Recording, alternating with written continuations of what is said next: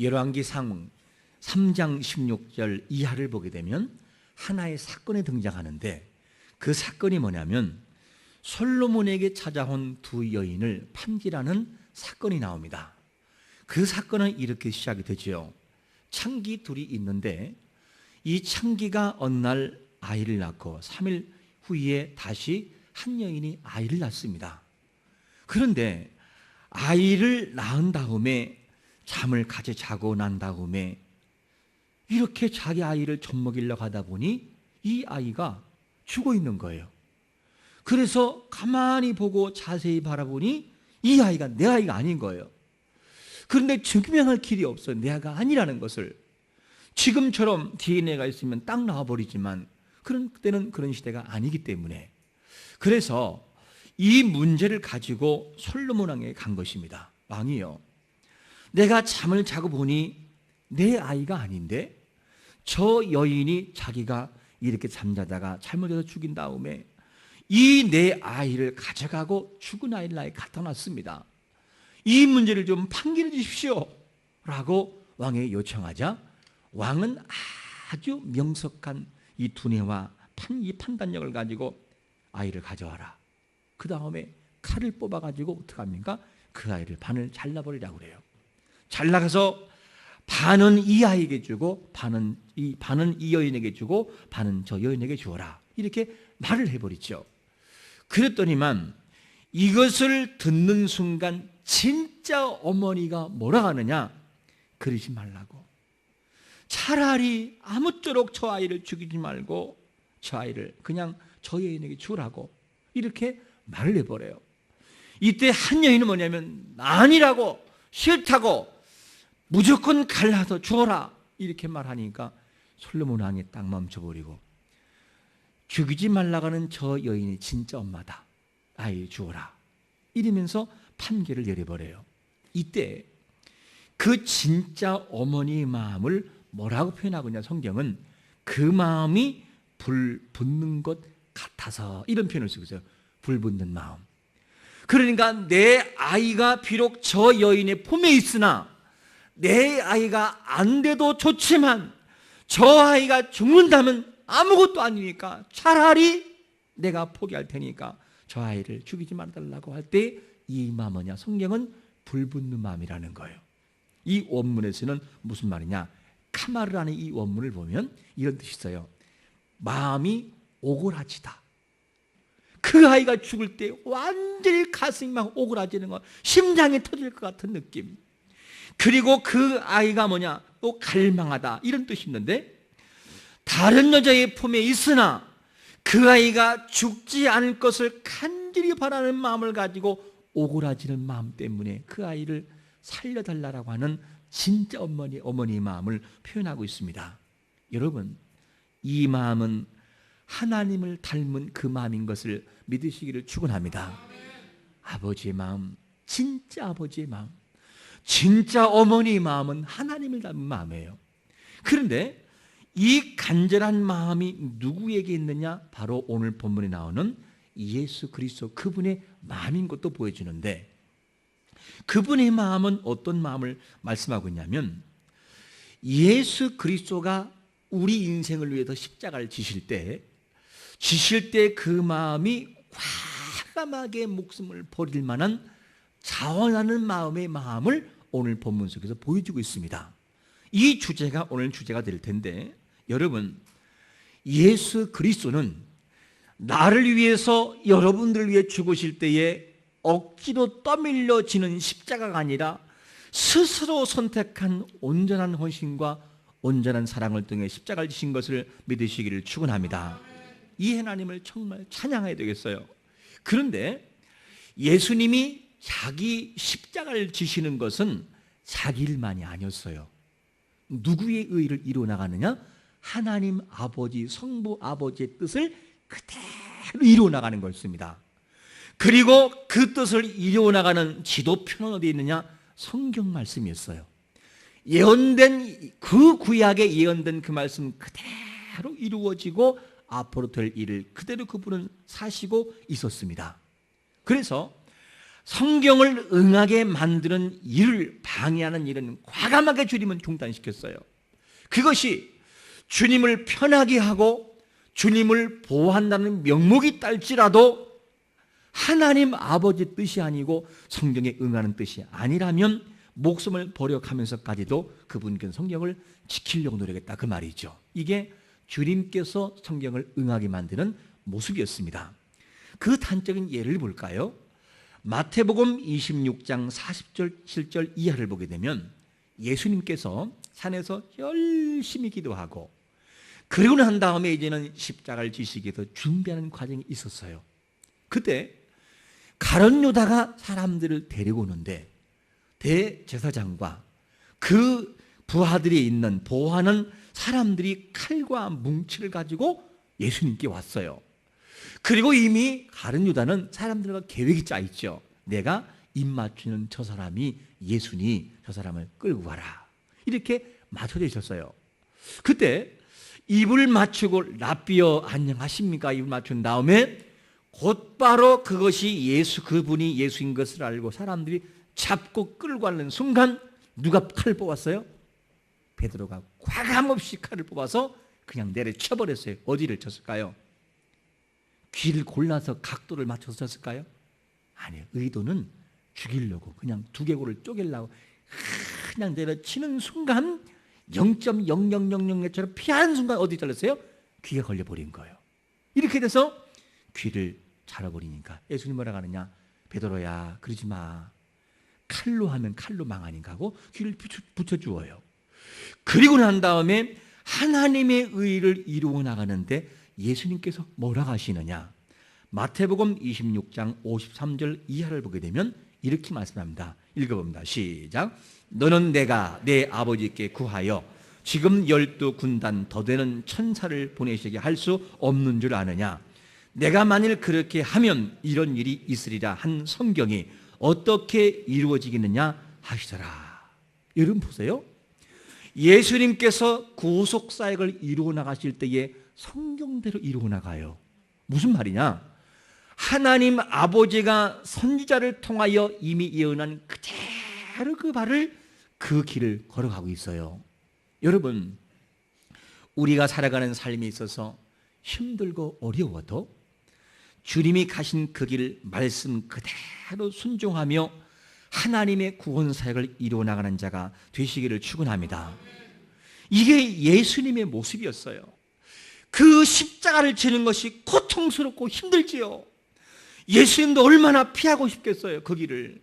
그런데 예수님은 그 길을 피해가지 않고 하나님 아버지가 원하신 그 길이라면 그 길을 그대로 걸어갔어요. 힘들고 어려워도 목숨을 바치는 상황까지 가도 그분은 피하지 않았어요. 이게 뭐냐면 예수님께 주신 십자가의 모습이었습니다. 예언 그대로 이루어 나가시는 주님의 모습을 우리가 볼 수 있는데 그분이 어떤 분이시길래 이렇게 할 수 있을까?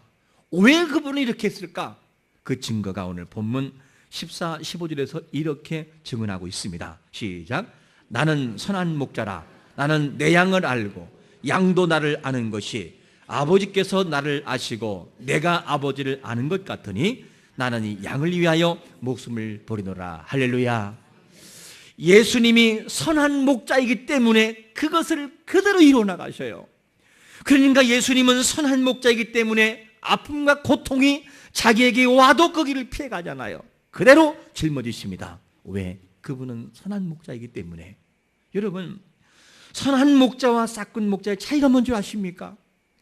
선한 목자는 아무리 힘들고 어려워도 그거를 십자가를 지고 가셔요. 마지막 죽음을 내놓는 순간까지. 그것이 자기 자녀를 사랑하는 진짜 목자의 모습이에요.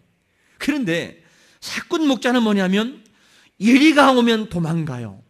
자기에게 이익이 안 되면 포기해버리는 것이 바로 싹군 목자입니다.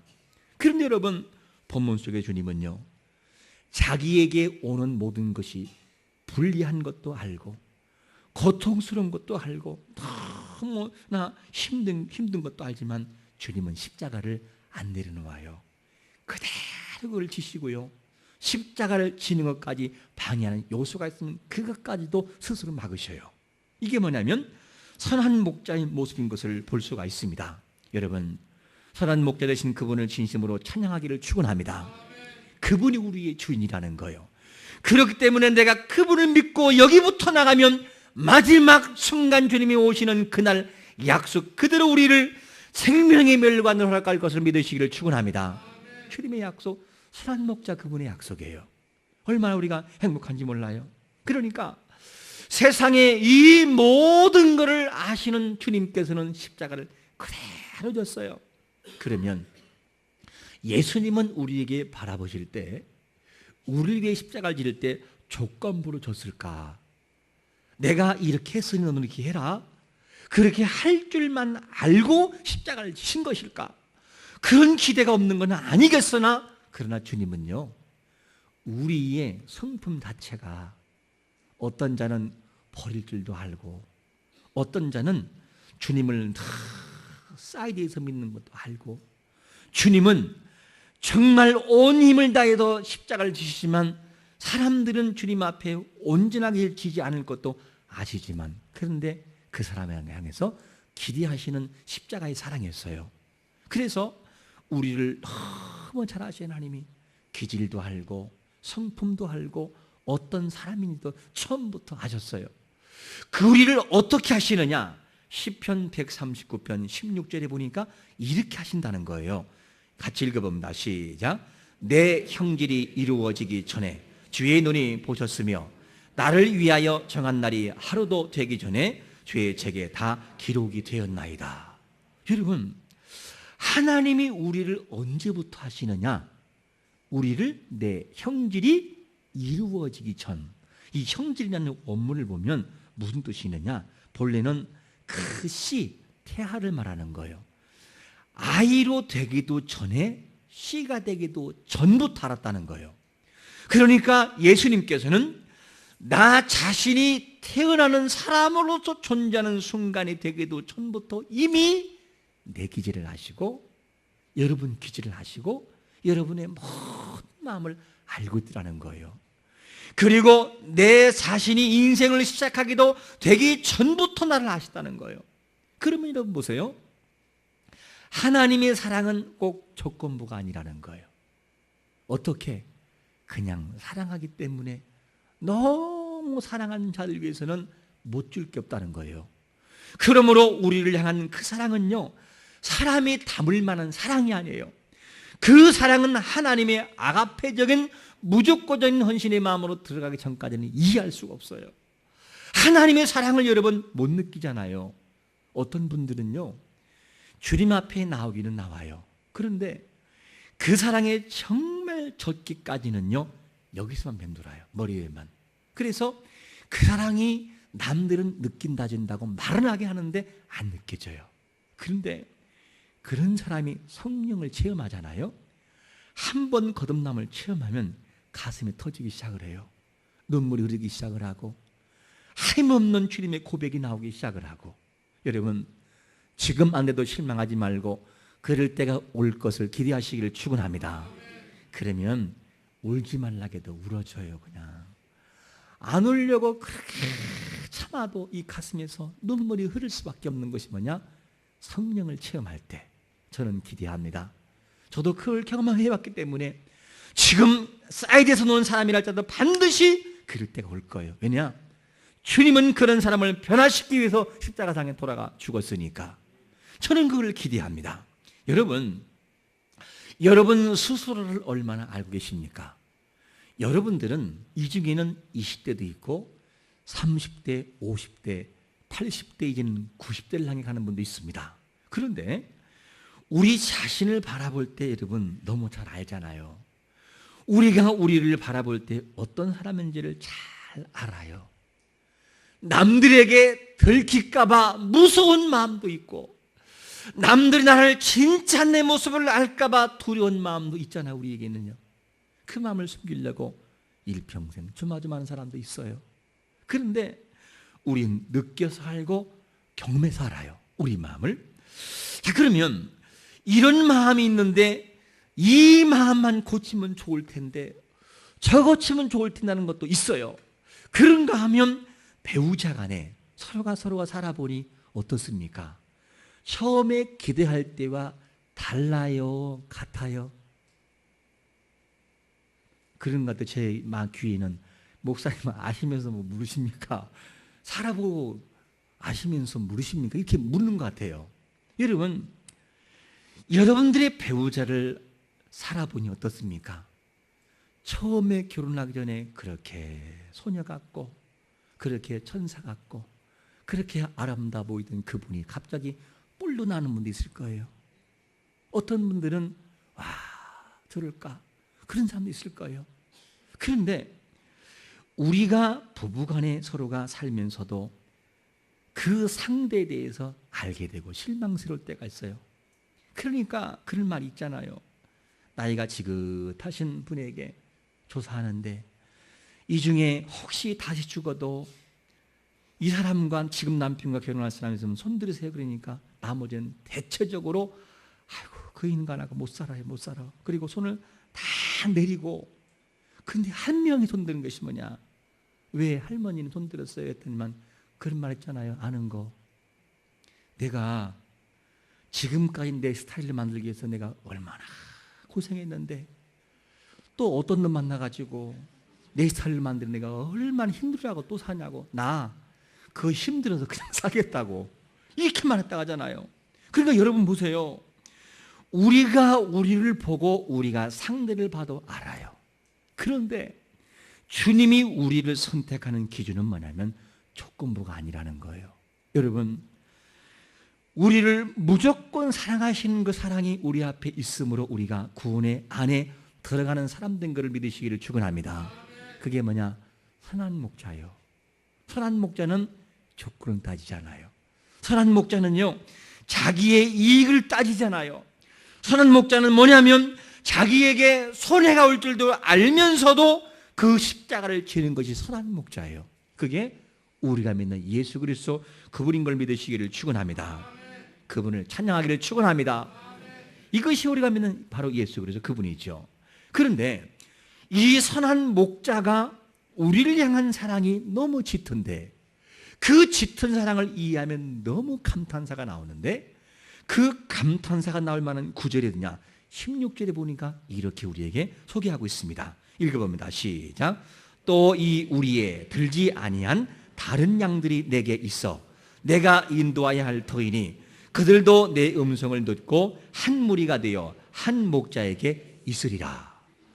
이 여러분 본문을 잘 보시면 이런 단어가 나와요. 우리의 들지 아니한 무슨 양요? 다른 양이 하나가 나와요. 그리고 뭐라고 말씀하냐면 내 음성을 듣고 한 무리가 될 것이라는 거예요. 이 두 가지의 챕터의 단어가 나오는데 그러면 여기서 우리 안에 우리가 뭐예요? 이 공동체가 아니고 이 우리 안에 더 나아가서는 그 모여 있는 장소 안에 이런 사람들이야 그 말이죠. 그런데 이 우리는 뭐냐? 역사적으로 이스라엘의 공동체 안에 있는 믿는 자를 말하는 거예요. 그 중에 믿는 자가 있어 예수를. 이 무리도 있지만 이 무리 말고 무리 속에는 포함되지 않지만 나를 믿고 다시 구원받을 다른 양들이 있다는 다른 양. 그 다른 양이 누굴까? 이방인을 말하는 거예요. 바로 우리가 다른 양인 것을 여러분들이 믿으시기를 축원합니다. 그러니까 예수 그리스도의 그 관심 선한 목자의 마음속에 누가 있느냐? 우리가 있는 거예요. 그 우리도 완전히 이방인이라고 하는 이 배제된 백성들인데 주님은 이미 그 무리 속을 기억하고 있다 그 말이죠. 떠나지 않는 그 하나님의 사랑. 이것이 바로 뭐냐? 예수님의 사랑인 것을 여러분들이 믿으시기를 축원합니다. 이 사랑이 있는데 그 사랑이 얼마나 짙으냐? 16절에 보니까 이렇게 말씀해요. 내가 인도하여야 할 터인이라는 터인이 접속사 같은 말 나오는데 터인이라는 말이 뭐 대라는 이 단어를 보면 대이라는 단어를 보게 되면 무슨 말이냐? 원문 뜻은 뭐냐? 반드시 인도할 의무를 가지고 있다는 뜻이 있어요. 그러니까 예수 그리스도 그분의 생각 속에는 이미 유대인들 이스라엘 선민만이 아니라 그분의 생각 속에는 그분 속에는 포함되지 않았지만 하나님 이 선민이라는 의식 속에 빠져있는 이방인 바로 우리, 아니 나를 향해서 구원하시는 하나님의 계획이 있었음을 믿으시기를 축원합니다. 오늘 찬양대 계획, 찬양 나왔었죠? 맞아요. 하나님의 계획이 있었어요. 그 놀라운 계획이 우리 앞에 반드시 있었습니다. 그러니까 그분께서는 지금도 나를 포기하지 않고 나 같은 죄인을 향해서 과감없이 죽으시는 거예요. 이게 뭐냐면 선한 목자의 사랑인 것을 여러분들이 100% 믿으시기를 축원합니다. 이스라엘만 백성이 아니라 우리도 백성이라는 거예요. 그분의 사랑이 그렇게 우리에게 전달하고 있습니다. 여러분, 사람을 위해서 죽는 가치가 어느 정도 될 때 죽을 수 있을까? 그 사람을 위해서 죽을 수 있는 가치라고 한다면요, 보통 가치가 아니고서는 할 수가 없는 가치입니다. 그러면 주님이 우리를 향한 가치가 대체 어느 정도일까? 우리는 우리를 바라볼 때 너무너무나 하찮게 보아요. 참 우리는 이 사랑을 바라볼 때 너무나 큰데 그 사랑을 모를 때가 너무나 많이 있습니다. 여러분, 하나님이 우리를 향한 가치는 상상할 수 없는 놀라운 가치인 것을 믿으시기를 축원합니다. 저는 가끔씩 그런 내용이 나오죠. K-팝이라고 하는 그 사람을, 노래를 부른 사람들을 세워주는 평가할 때 저는 참 감동, 한번 캡처하고 싶은 만큼 감동이 뭐냐면, 정말로 자기 스스로는 노래는 잘하는 사람이었으나 사람들 앞에 설 수도 없는 약한 존재인데 그 약한 그것을 세워주고 당신은 할 수 있다고. 와, 내가 소름이 끼친다고. 어떻게 저런 사람이 나올 수 있냐라고 그 무능해 보이는 사람한테 던지는 딱 말 던질 때 하염없이 울잖아요. 전 너무 감동적이에요. 그 사람을 모르는 것을 발견하고 알려줄 때 흐르는 눈물. 여러분, 하나님 아버지는 지금도 우리에게 우리가 모르는 그것을 알게 하시기 위해서 말씀을 선포하고 있는 걸 믿으시기를 축원합니다. 하나님은 나라고 말씀하는 거예요. 얘야, 나는 선한 목자란다. 선한 목자인데 내가 너를 너무 사랑해. 내가 너를 너무 사랑하는데 나는 너를 위해서 죽되 과감없이 내 생명을 던질 만큼의 소중한 가치가 바로 너란다. 이 사실을 우리에게 소개해주고 있는 거예요. 여러분, 이 사랑을 우리가 안다면 어떻게 함부로 살아갈 수가 있겠습니까? 그런데 더 감사한 것이 뭔지 아세요, 여러분요? 나를 위해 죽으신 바로 생명을 바치는 예수 그리스도의 사랑이 누가 시켜서가 아니라는 거예요. 타에 의한 그런 죽음과 헌신이 아니라 스스로의 선택이라는 것이 너무나 중요한 것입니다. 18절에 보니까 뭐라고 말씀할까요? 시작. 이를 내게서 빼앗는 자가 있는 것이 아니라 내가 스스로 버리노라. 나는 버릴 권세도 있고 다시 얻을 권세도 있으니 이 계명은 내 아버지께서 받았노라 하시니라. 할렐루야. 하나님 아버지 자신이신 아버지이신 바로 예수 그리스도 그분께서는 누가 시켜서 죽는 것이 아니라는 거예요. 누가 시켜서 밀어서 가는 것이 아니라 내 스스로 선택이라는 거예요. 그러면 하는 말이 뭐, 얘들아, 나는 버릴 권세도 있고 취할 권세도 있어. 그런데 내 선택, 너를 향한 내 선택은 밀어서가 아니고 떠밀려가는 것이 아니라 내 본심에서 진심으로 나오는 선택이란다. 그러니까 내가 너를 위해서 목숨을 버리는 이 버림은 떠밀려가는 선택이 아니야. 내가 정말 너를 사랑해서 너를 너무 사랑해서 하는 선택이라는 건 내 마음 알았으면 좋겠다. 이것이 주님의 마음인 것입니다. 여러분, 그것이 주님이 버리신, 과감하게 버리시는 주님의 목숨이었습니다. 여러분, 우리 자신들을 위해서, 우리가 우리 자녀를 위해서 목숨을 버리셨다면 그 버리는 것보다 훨씬 그 사랑이 주님의 사랑이에요. 주님의 그 사랑은 우리가 우리 자녀를 위해서 버리신 그 사랑보다도 훨씬 그 사랑이라 그 말입니다. 이것이 주님의 사랑인데, 그런데 주님이 주시는 그 고통과 헌신과 십자가는요, 너무 힘들어요. 여러분, 자리가 높으면 높을수록 내려오기가 힘들어요. 그런데 신이신 그분께서 이 천한 자리까지 내려오기까지는요, 보통 결단이 아니에요. 보통 헌신과 소구가 아닙니다. 그 모든 헌신을 통해서 그 저주의 십자가를 지시거든요.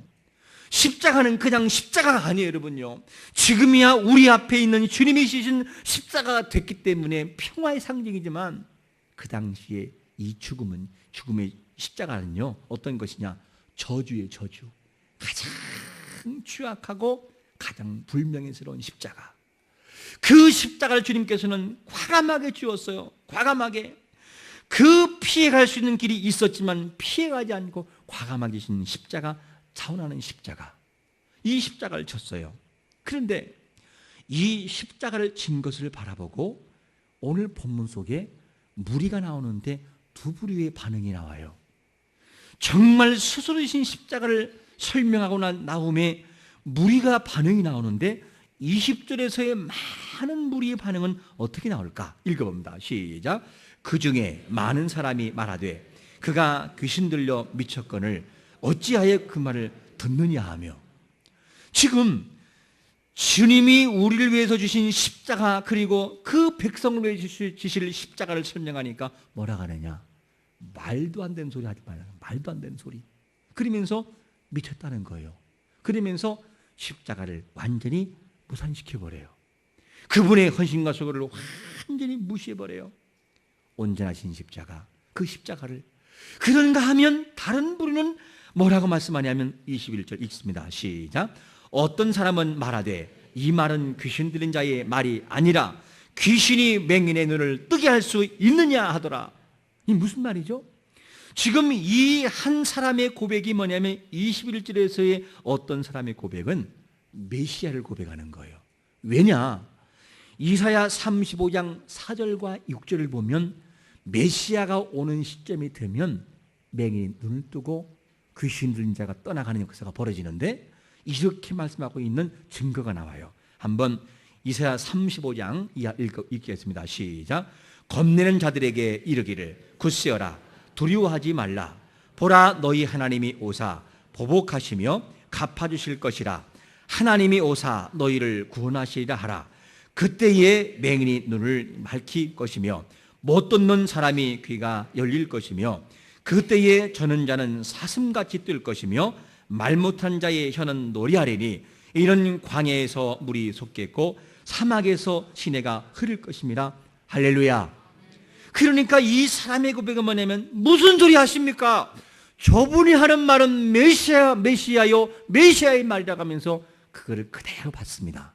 여러분, 두 번째 부류의 사람의 고백이 우리의 고백 되시기를 축원합니다. 그분의 헌신이 있지만 미쳤다고 하는 첫 번째 사람들이, 많은 사람들이 반응이 아니라 정말 예수 그리스도를 설명할 때에 그분은 진짜 메시아인 걸 고백하듯이 우리의 고백이 되는 것이 우리가 해야 할 모습이라는 사실입니다. 주님의 마음은요, 유대인에게만 있는 것이 아니라 다른 양들, 즉 이방인 우리에게 관심 갖고 있었습니다. 그 관심은 자기 목숨을 과감하게 버릴 수 있는 관심과 사랑이었어요. 그러므로 우리가 살아가는 모든 삶 속에서 주님이 우리에게 고의적으로 지신 십자가처럼 죽음과 고통이 얼마나 힘든 건지를 알면서도 지신 것처럼 고의적인 십자가의 사랑처럼 우리에게도 한 주 동안 살아갈 때에 고의적인 말씀의 순종을 이루어 나가면 어떻겠습니까?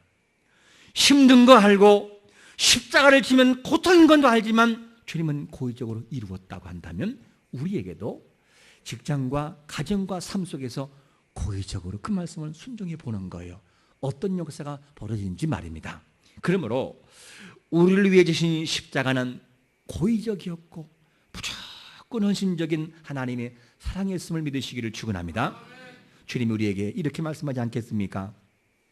사랑하는 자야, 난 너를 위해서 고의적으로 그렇게 굴욕적이고 그렇게 저주스럽고 그렇게 고통스러운 십자가를 내가 알지만 고의를 줬어.